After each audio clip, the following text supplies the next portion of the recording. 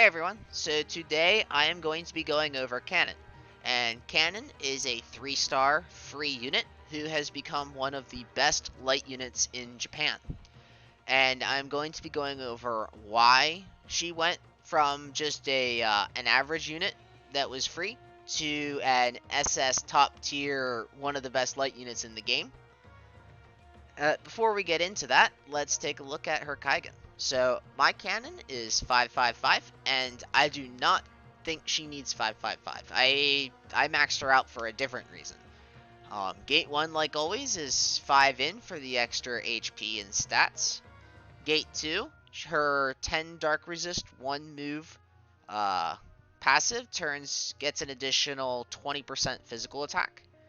And if you do max her Gate 3, it'll give her a 30% HP, 20% physical attack, and 20% dark resistance leader skill for envy units. And this is not a very good leader skill. There really aren't many regional leader skills though, so you will get enough shards in order to max this out if you want to, but I do think it is a waste of 2 sins if you are low on resources and should not be a high priority. Instead, I suggest Kanon be a 553 or a 554 unit. So let's take a look at her gear, because this is really what's going to separate a good Kanon from an SS tier Kanon. And that starts with her Nenso. Now the base stat on it is 67 HP. I do not have any dupes of this. You're going to want at least one dupe though, because the VCR is really good on Zane. She gets 320 HP for the SSM unit group, which means that if you run her in the same party as Zane, he will get an additional 300 or so HP, even more if you have done any limit breaks on it. She herself is going to get 7 starting jewels and 64 attack. Now, she's going to really need this attack because Kanon's attack is pretty low. Right now, she's hanging at about 600 without any of her buffs, but when I take her into the map, you'll be able to see why it's so important to have the gear that I have on her. There's also a vision ability which has a small AoE that does extra damage to Vita units, specifically Soul I have in mind. And that is her Nenso. The Nenso also comes with the skin that you see me wearing. And she will be getting these upgrades in SSM chapter 11.5.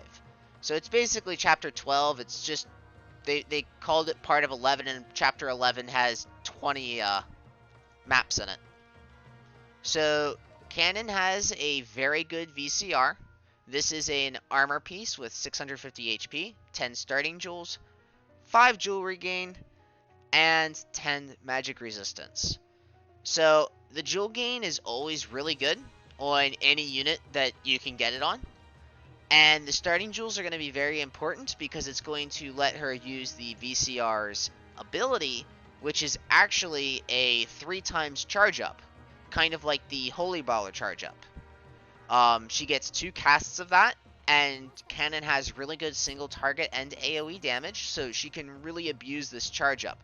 And the combination of the jewels and the charge up and all the extra stats she's getting from the Nenso is what's going to pull her over the SS tier line. Another piece of gear she has is this gacha gear that we call the DG armband or DG ring.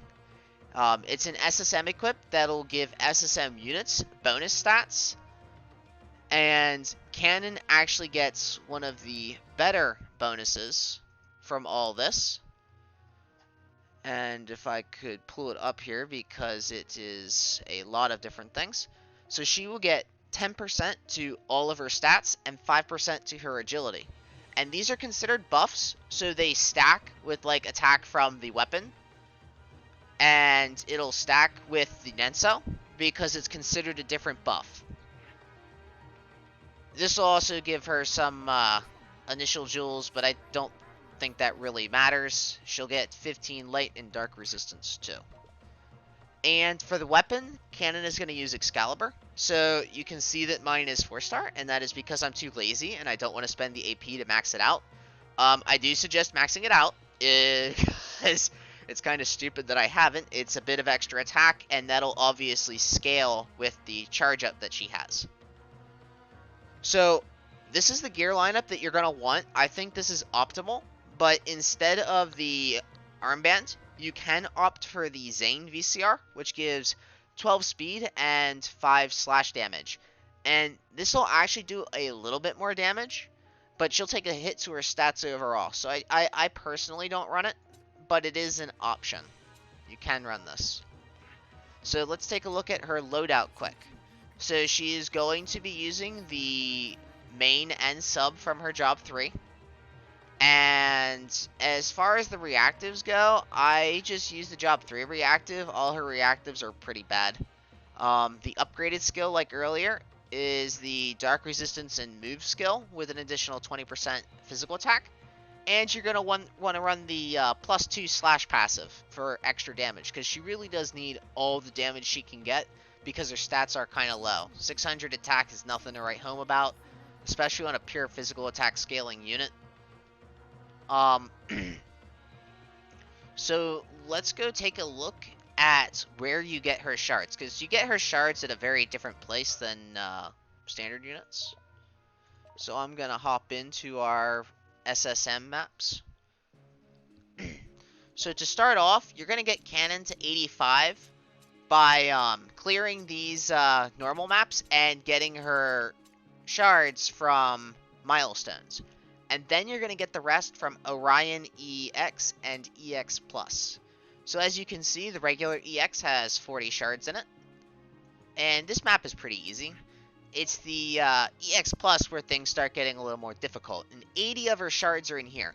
But the good news is this, you only need these shards if you plan to completely just go 555. The game will give you the exact number of shards that you need in order to 555 Kanon. So you don't actually have to clear the EX Plus in order to 555 her. And that's just all of her shards. Her shards really aren't that hard to do. Kanon's Nenso came out about a month into me playing Japan, and within a week or two, I had her 555. And that was like with a 1 month, 2 month old Japanese account. If you have Kanon's Nenso and you have her VCR, you can clear these maps. You can clear these EXs. Because there's a gimmick in it that'll allow you to keep your charge up for multiple turns, and then Kanon just goes in and just starts nuking everything. Her Nenso attack is a little helpful in here because there's a lot of Vita unit enemies in here, but in all honesty, I think that particular attack is just too costly to use normally, so I don't use it very often. So let's go ahead and move into a map so we can see what Kanon can do and why she's just such a valuable unit.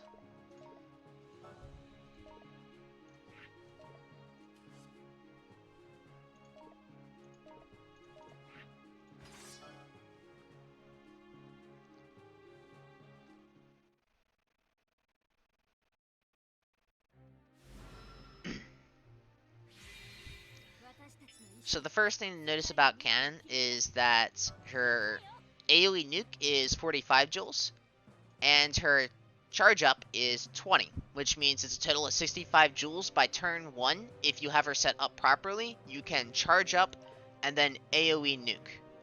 And that's part of the draw of Kanon. Her actual damage is not super high, but she does do relatively high consistent damage, and I obviously do not have a leader skill on right now, so you can't see her actual, like, high-end damage. But for just normal attacks from a unit, she's pretty good. Now, if we take a quick look at her stats, she originally had 607 physical attack before I came into the map, but between the armband and the Nenso, she gained an additional 131, boosting her up to 738. And that would be a little bit higher if my sword was gold, because I wasn't being a lazy person. All of her stats get a boost all around, including her speed. 147 speed is a pretty good speed for a unit. And her HP is nothing to scoff at either. Although Kanon is a little bit tankier than your average melee unit, because she doesn't have any good reactive that mitigates damage. Her damage mitigation reactive is pretty low proc and low effectiveness. So generally speaking, when you go into a map, you'll charge up as Kanon. And then by turn 2, you're ready to nuke. And if you want to use a single target nuke, She has this 300 charge time, 35 jewel attack, which without a leader skill is doing 8.5k damage to a dark unit. But what makes this attack really good is that after it casts, it'll give her slash up, which is going to increase the damage on all of her abilities. So you can maybe use this first turn and then gather some jewels and then charge up and then use it, and then you'll be hitting like 12 to 15k damage on a single target. She has this 40 attack, which is going to light res down that can increase her damage even more. And you know what the rest of these attacks do. But the main difference between Kanon J Plus and regular Kanon is this 20 jewel attack right here. And what this does is for 20 joules, it's going to have a much larger range than the current Kanon. It's going to stop spells. So one of the things in the Orion EEX map is that Soul will spawn and he'll start going around and wreaking havoc with high damage AoE attacks. And you can use this ability on Kanon to cut his charge time and just stop him from attacking altogether. It also has a 2-turn stun. So if you hit a unit with it and they're susceptible to stun, they're going to lose an entire turn, which is really, really powerful. I'm sure everyone in Global knows that Roxy has a similar ability, and just how powerful that can be. And this is the reason why even without the Nenso and the armband, Kanon can still be a good unit, because she can stun for 2 turns. If nothing else, she has that. And of course, there is the AoE for great damage that you can use. And it really is good damage. This 70 jewel attack here, let me go ahead and get the jewels for it.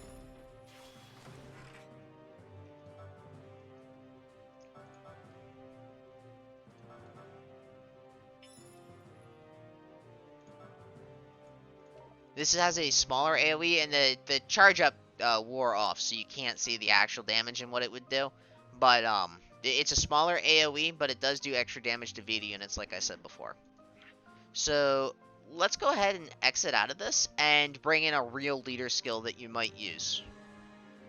And show off Kanon the way she's meant to be, a complete and total powerhouse. So I generally run Spica as my leader skill in light physical attack teams. But if you Kaigan Miyariki, you could run that, which will give her 20 light. It's not as much damage, but you would get the count reduction. Zane has, I believe, a little bit more of an offensive leader skill that you can use than Spica's, but Spica's just a great all-around balanced leader skill to use. And I am actually going to pull Zane into the map. And the reason I'm going to pull Zane into the map is because on his Nenso, Envy units get an additional 7 slash damage. And the reason why this is good is because Kanon is obviously an Envy unit. So he gives Kanon slash damage and Kanon gives Zane HP. And they work really well together. If you don't have the Zane Nenso, another option you can use is there is the 4-star main character Rock Nenso. And this one has higher slash on it because it's limit break. I have max limit break on it. But this will give her 13 slash damage, boosting her slash damage up even higher. And that works for all Envy units. And that is why I run it on Sharon. Do I have any other units I might want to pull in? There really aren't many good Envy Nensos, unfortunately. Most of them are for... most of them are for the Scarlet Flame Knight group, which only has, like, Chloe as a light physical attack unit that might be able to use them, and there's really no other Envy Nensos that you can add on, except maybe the Mons Nenso, but the Monzane Nenso is kind of redundant because Kanon will give Zane and herself more HP anyways.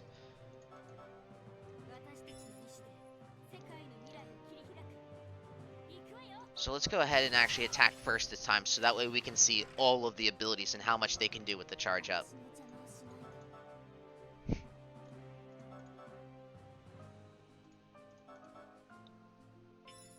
One unfortunate thing about bringing lots of units into a map is I have to pass extra turns. But I guess it is what it is.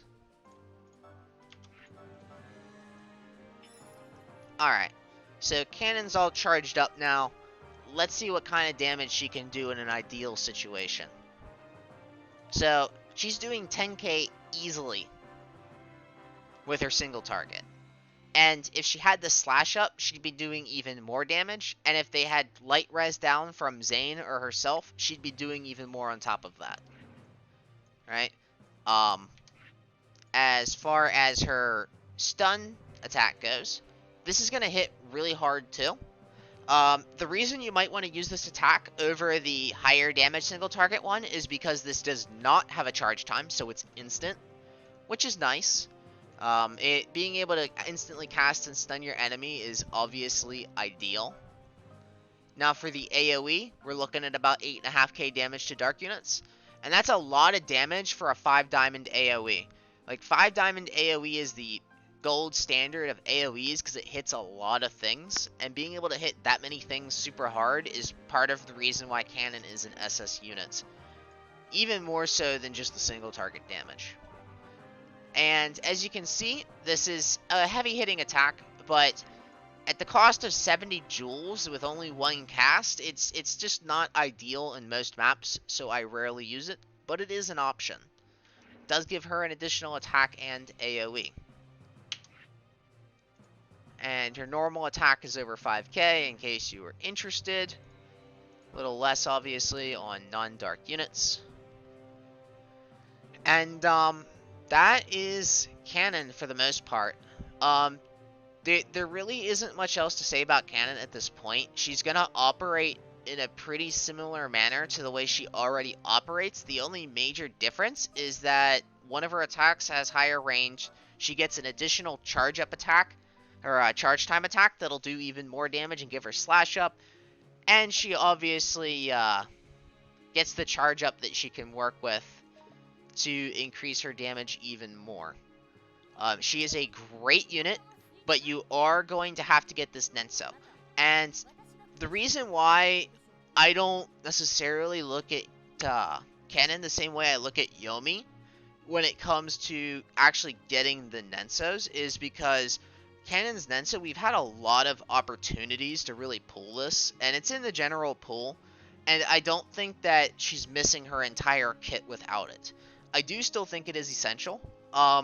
In Japan, we do have those 5,000 gem boxes, and sometimes we get 5,000 gem Nenso boxes, and if Kanon is in there, and let's say you're a new player, it is very worth paying 5k gems to get this Nenso, because you can have Kanon up and running within a month of starting the game at maximum capacity, and you can have a full Kaigan unit with little to no effort, and Kanon will carry you very far.